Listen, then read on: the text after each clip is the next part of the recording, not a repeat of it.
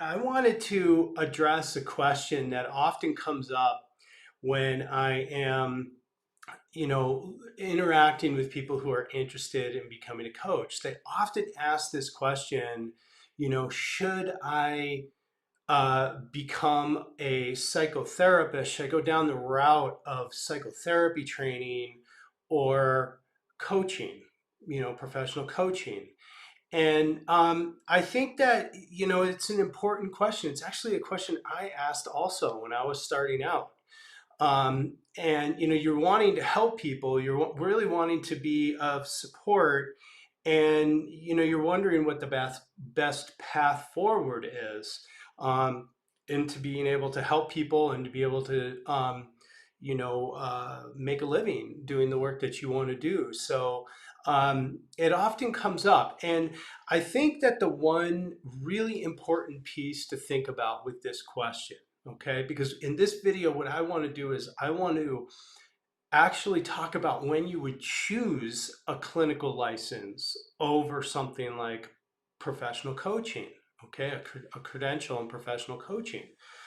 They both have their benefits. I want to talk about that, but I actually want to just address that side. Like, there's actually some wisdom in the thinking of should I go down this licensure path, this clinical licensure path? Because that's what that is. When you're weighing those two things, you're looking at, do I go get a master's degree here in the United States? I don't know about other countries, but in the United States, I need to go get a master's degree in clinical psychotherapy.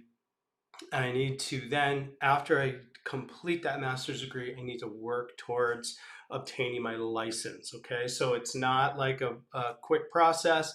Neither is getting your professional coaching credential. But I think the most important thing is what is driving the question for you. If you're even considering coaching, and now you're weighing the two of these, what's driving that? Oftentimes, what I've found is that it's really not the question of how do I best serve people. Okay, I think that's what drives us in to it all. But really, oftentimes, the question is driven by fear. And it has a lot to do with that the world of coaching feels less established than this whole career of licensed clinical therapy. And they're different ways of working with people, okay? But if you've already gone down the path of wondering if should be a coach versus a psychotherapist, now I think it's important to take a look at what's driving that question. Okay. If it is sincerely coming from this place of how do I best serve people, then I think that's really important to dig into and ask which model here is going to help me really have the impact that I'm looking to have. All right. But I also want to invite you to check out to see, am I also motivated by some fear? And perhaps that fear is very, very realistic. Like, you know, has a lot to do with finances and financial security and so forth. Now, it's not to say that coaching won't provide that, but psychotherapy has, with the whole license clinical track and the licensure and everything, that is a pretty well established career path right there. You can pretty much already bet on what your salary is going to be for that. There's a roadmap to follow there. Okay. So now I understand that sometimes fear is what needs to be motivating your decision because of wherever you are in your life at that time. Okay, so you can't really be out there helping people in a real effective way if your day-to-day survival is in question.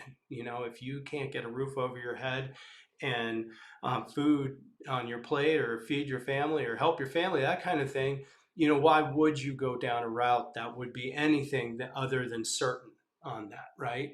So really check that out. Are you in that place? And if you are in that place, then that may be one of the reasons to say, I think going down this route is going to be more practical and realistic for me. Okay. But look at both, really understand both of them. All right. So now, if you are another kind of on that same line, so you would be then seeking employment that requires a mental health license, okay? Social work, clinical licensed professional counselor, marriage and family counselor, something like that. You would be looking for employment that requires mental health license, or you are wanting to accept insurance. Okay. Both of those are really actually wonderful um, reasons to choose that path of clinical psychotherapy, right? I mean, you start taking insurance and you're going to have a lot of potential clients coming your way. Granted, you are going to have to deal with the insurance companies, and oftentimes psychotherapists who are working with insurance companies really require hiring somebody or outsourcing somebody to help them with all those paperworks and ensure that they're getting paid from working with their clients. And likewise with employment, there are plenty of opportunities, certainly for social workers and so forth, to be able to get jobs in public health and so forth. So, but if you are going into this work in the clinical psychotherapy license route, you need to be willing to work within the state restrictions of your license. Okay, so a licensure for psychotherapy is bound by the state. Now, COVID changed a lot of these kind of things, but really, there is restrictions in states. Like you might not be able to work outside or work with clients outside of your state. And this is where we see a lot of psychotherapists shifting their practice towards coaching, because coaching doesn't have those same restrictions. So if they're saying that they're doing coaching with people, then they are able to work outside of the state, but they can't do psychotherapy. They can't call it psychotherapy. They have to call it coaching, and it's very different. It's a different approach. They can't approach it from a diagnosis and a treatment and so forth, which is what you would be doing in clinical therapy. You would be working with diagnosis and treatment, okay? Which is not what we're doing in professional coaching. In professional coaching, we're not working with diagnosis and treatment. Now, obviously here I run nature connected coaching. I train people in professional coaching. So I am biased towards coaching, but I want to just give you this, you know, more of a background here as you're working with this question, because there's really no judgment for me. I was there too. Like I said, I asked those questions myself. Like, which road should I go here? What's going to be the most effective for my needs at this time? And I chose professional coaching. And at some point, maybe I can go into the details of why I chose that, but I really want to help you decide if a path of professional coaching is right for you. And that's not about Earth-Based Institute. That's about the path of professional coaching. Okay. So the other thing too is that you would choose that clinical licensed path, if you are not terribly interested in adopting an entrepreneurial approach to your career. Okay, now let me just say that you can absolutely develop a private practice as a licensed psychotherapist, which requires an entrepreneurial thinking. But you may if you're going to choose that entrepreneurial path and you're choosing clinical therapy at the same time for that, you've made a pretty clear decision that clinical therapy is the best path to help you reach your goals and have the impact that you want to have. So this is really for people who are weighing the two here. Okay, so coaching is definitely more of an entrepreneurial approach. All right. It's going to require you to figure out how to establish yourself in this career. Where as a professional coach, you can go get a job, or as a professional a licensed psychotherapist, you can go and get a job in public health. You can, take insurance and so forth. Now, there are plenty of businesses out there that are hiring in-house professional coaches. That is well known. Okay, so really, like, this myth of being a licensed psychotherapist is more legitimate than a professional coach is really not true. And now I am saying professional coach, not just coach, professional coach. That's very different than, someone who's just calling themselves a coach, okay? Because you want to be looking for this, all right? You want to see this stamp here for your coach training. Now, this shows you that this is an accredited training program that you are signing up for, which results in a professional credential. All right, this is the difference between just calling yourself a coach, getting a quick certification in coaching, and going out there and doing coaching versus working towards a career as a professional coach. Okay, so it's really important because if you're going down this route, this for me in many ways becomes a really wonderful balance. This is why part of why I chose it. It's because it's a wonderful balance there. There's a lot of benefits in the professional coach track, but it also meets some of the requirements that I was having when I was deciding if I should go down the psychotherapy route and the coaching route. Because a professional coach credential has a high level of training rigor that's woven into the accreditation. So programs like ours with Earth-Based Institute, we are accredited, which means our curriculum has been reviewed, is audited, and we're meeting the high standards of the accreditation board. And as practitioners, you are overseen by an ethics board. And what that means is very similar to a psychotherapist working with their clients.